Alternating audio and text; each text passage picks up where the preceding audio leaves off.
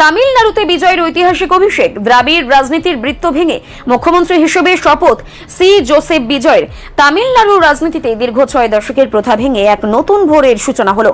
টানা 4 দিনের টান রাজনৈতিক উত্তেজনার অবসান ঘটিয়ে রবিবার চেন্নাইয়ের জওহরলাল নেহরু স্টেডিয়ামে আয়োজিত এই বর্ণাঢ্য অনুষ্ঠানে রাজ্যের মুখ্যমন্ত্রী হিসেবে শপথ গ্রহণ করলেন তামিলাগা ভেত্রী কাজকম প্রধান সি জোসেফ বিজয়। 1967 সালের পর এই প্রথম ডিএমকে বা এআইএডিএমকে বহির্ভূত কোনো নেতা তামিলনাড়ুর মসনদে বসলেন। শপথ নিয়েই বিজয় জনকল্যাণমুখী রাজনীতির বার্তা দিয়ে প্রতি মাসে 200 ইউনিট পর্যন্ত বিনামূল্যে বিদ্যুৎ পরিষেবা দেওয়ার মেগা ঘোষণা করেছেন।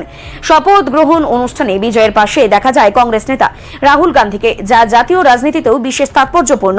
উপস্থিত ছিলেন তার বাবা মা এস এ চন্দ্রশেখর ও শোভা চন্দ্রশেখর এবং অভিনেত্রী তৃষা কৃষ্ণন সহ চলচ্চিত্র জগতের নক্ষত্ররা।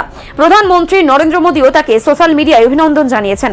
120 জন বিধায়কের সমর্থন নিয়ে বিজয় আজ সরকার গঠন করলেন। টিভিকে এই অভাবনীয় সাফল্যে পাশাপাশি দাঁড়িয়েছে বিদু থালাই চিরুথাইগাল কাচ্চি ভিসিকে আইইউএমএল কংগ্রেস এবং বাম দলগুলি। যদিও কংগ্রেস ও বামেরা জোটে রয়েছে, তবে সিভিকে ও আইইউএমএল বাইরে থেকে নিঃশর্ত সমর্থন ঘোষণা করেছে।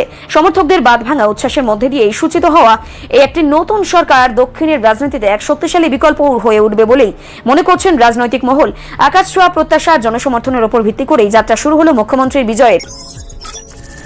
রিপোর্ট সংবাদ প্রতীক্ষা।